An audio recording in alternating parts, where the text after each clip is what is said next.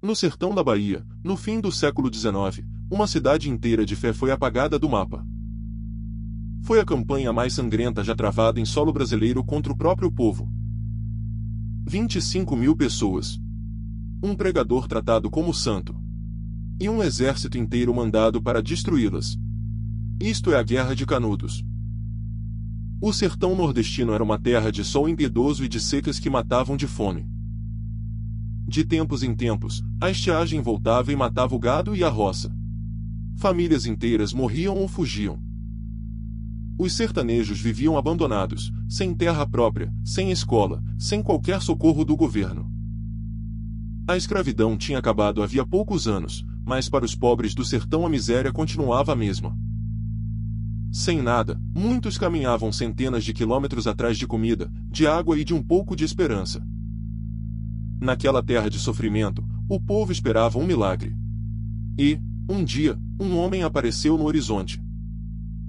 Antônio Vicente Mendes Maciel. Magro, de barba longa e túnica azul, andava a pé pelo sertão.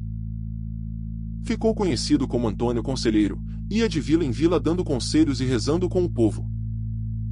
Pregava o fim dos tempos e uma justiça divina que os pobres esperavam e que os poderosos temiam. Reconstruía igrejas e cemitérios em ruínas com as próprias mãos, sem cobrar nada por isso. O povo passou a vê-lo como um santo vivo.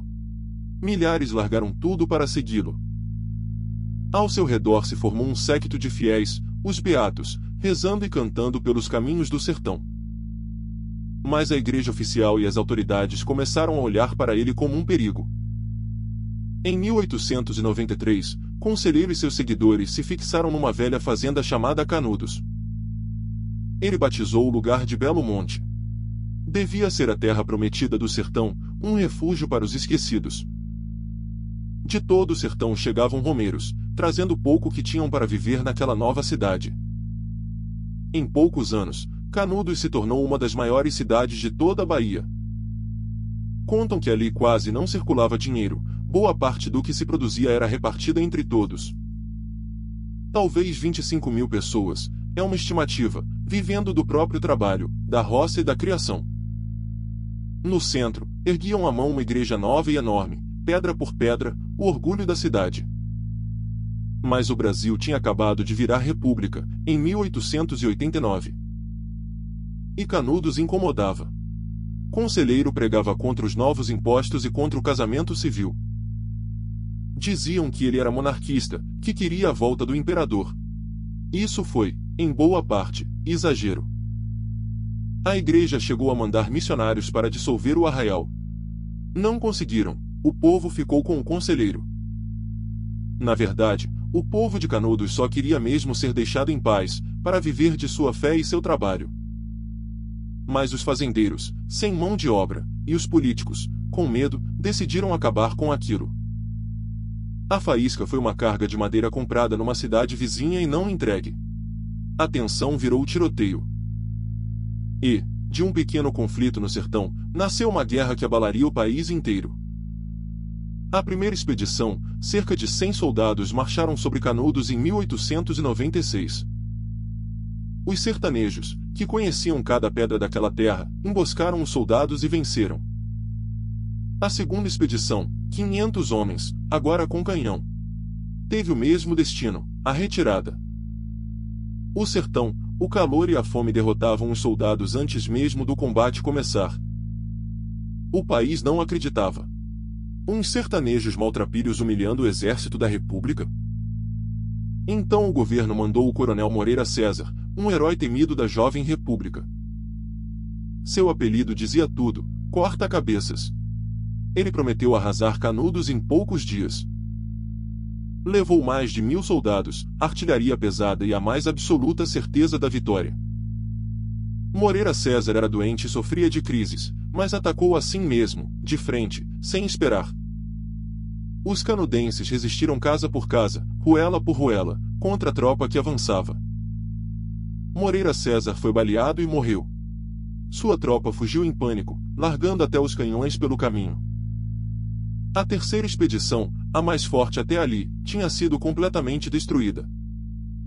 A morte de Moreira César chocou o Brasil inteiro. Parecia impossível. Falaram em conspiração monarquista. Nas ruas, jornais suspeitos foram destruídos pela multidão. O governo então jogou tudo o que tinha contra uma simples cidade de barro no meio do sertão. Milhares de soldados, canhões pesados, vários generais e o próprio ministro da guerra em pessoa. Em 1897, esse enorme exército cercou Canudos por todos os lados. O calor castigava a todos. A água do rio Vazabarris passou a ser disputada bala por bala. Começou o cerco. Fome, sede e bombardeio, dia após dia, sobre homens, mulheres e crianças. Mesmo cercados e famintos, os sertanejos não se renderam. Homens, mulheres e até crianças defendiam cada casebre com o que tinham. Escondidos atrás de cada pedra, atiradores sertanejos derrubavam os oficiais um a um. Lutavam com espingardas velhas, facas e foices contra a artilharia mais moderna do país. A Igreja Nova, símbolo de Belo Monte, virou ao mesmo tempo trincheira e alvo dos canhões. Sob o bombardeio constante, a torre da igreja finalmente desabou sobre os fiéis. Mas, mesmo sobre os escombros, o povo continuava lutando pela sua cidade. No fim de setembro, Antônio Conselheiro morreu, doente, dentro da própria Canudos. Sem o líder, contra toda a lógica, a resistência ainda continuou por vários dias. No fim, centenas acabaram se rendendo. Muitos foram mortos mesmo depois de baixar as armas. No dia 5 de outubro de 1897, Canudos finalmente caiu. A cidade foi tomada casa por casa e incendiada até o chão. Nada devia sobrar de pé. Foi um massacre. Os números se perderam, mas fala-se em milhares e milhares de mortos. Nas palavras do escritor Euclides da Cunha, Canudos não se entregou. Resistiu até o esgotamento completo. O corpo de Conselheiro foi desenterrado, e sua cabeça foi cortada e levada embora. Cientistas examinaram o crânio à procura de sinais físicos de loucura ou de crime. Não encontraram absolutamente nada. Era o crânio comum de um homem comum. Um jornalista acompanhou tudo aquilo de perto e ficou marcado para o resto da vida, Euclides da Cunha. Ele escreveu Os Sertões, uma denúncia do massacre e um retrato profundo da força do sertanejo. Canudos revelou os dois Brasis, o do litoral, que se achava civilizado, e o do sertão, esquecido e brutalizado. Hoje, o antigo povoado de Canudos está submerso sob as águas de um açude. Restou o silêncio. Uma cidade inteira de fé, apagada pela própria nação. Que a história de Canudos jamais seja esquecida.